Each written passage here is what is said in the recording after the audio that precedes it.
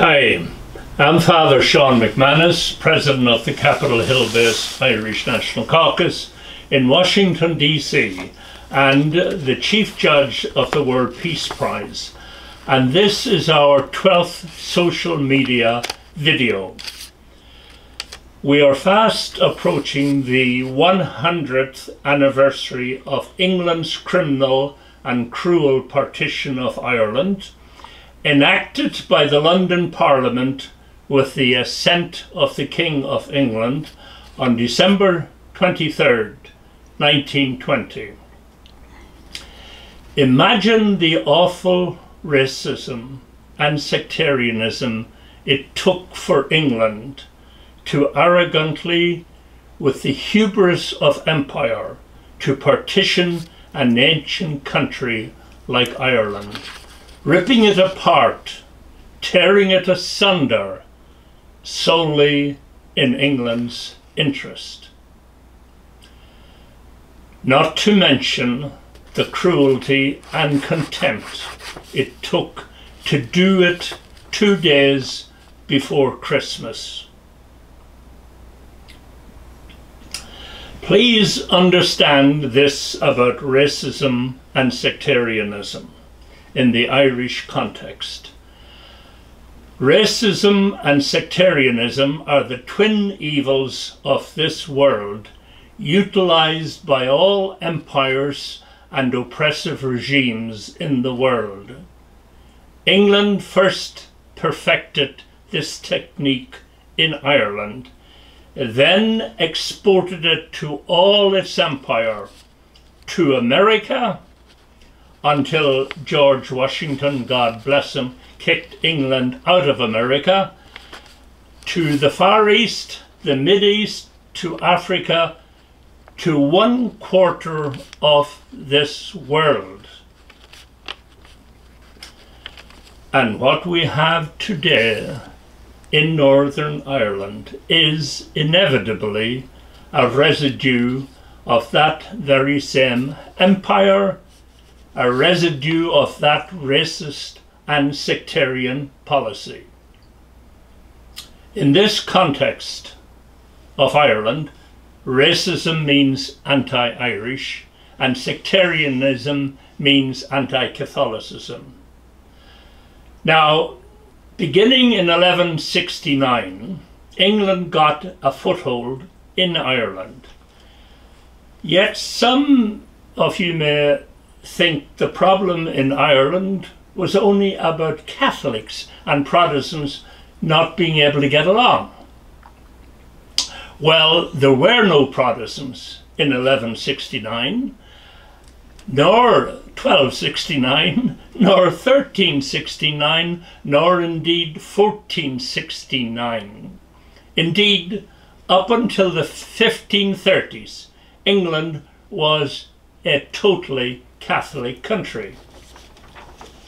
So then, what was the problem before the 1530s?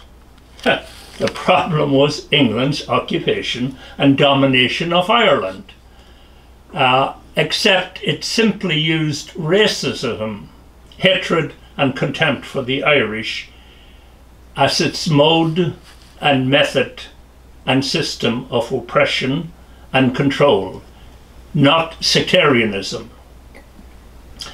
But you see, after the English Reformation, England added the extra deadly method of oppression, state-sponsored hatred and contempt for Catholicism.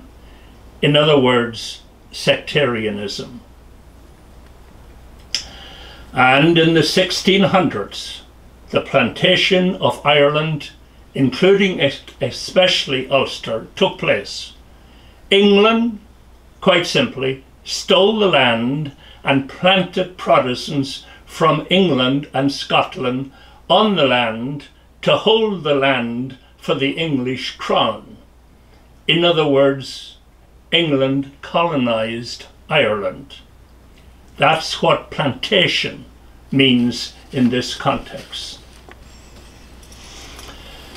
In 1701, England infamously and shamelessly formalized its state-sponsored sectarianism and anti-Catholicism in the Act of Settlement, 1701, enshrining it into law, whereby it banned a Catholic from having the top job in England, the King or Queen.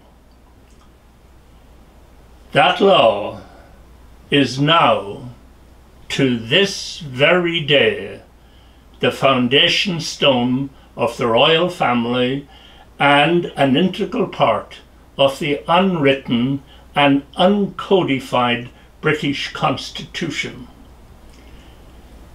Anti-Catholicism, therefore, is not only state-sponsored, but is, in fact, at the very heart and centre of the British Constitution.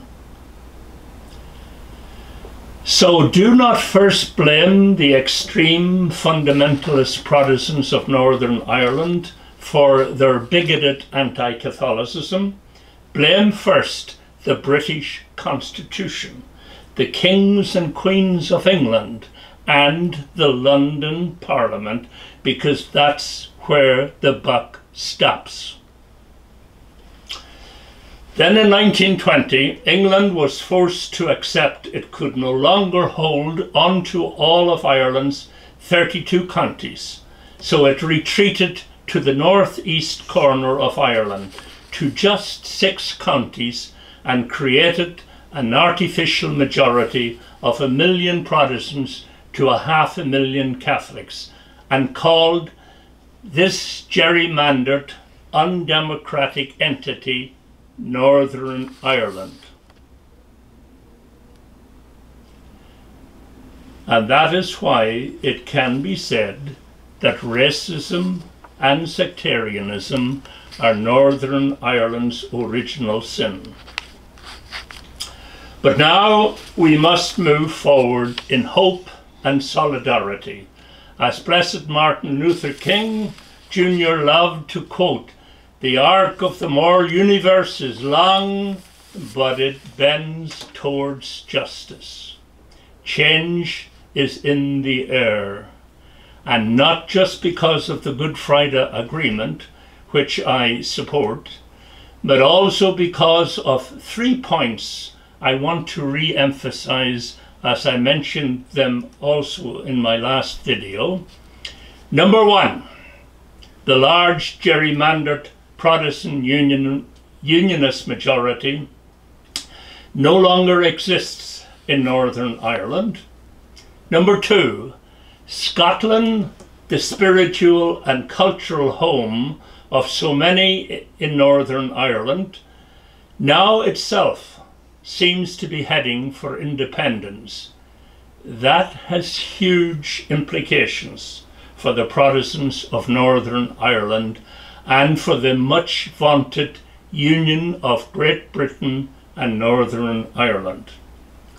Number 3, Brexit is dragging Northern Ireland out of the European Union, even though a majority of people in Northern Ireland voted to remain in the European Union.